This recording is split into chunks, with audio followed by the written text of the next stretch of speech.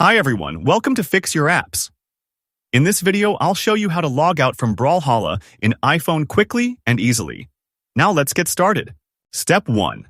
Open the Brawlhalla application on your phone and make sure you're on the main menu before continuing. Step 2. From the main screen, tap the gear icon located at the top right corner.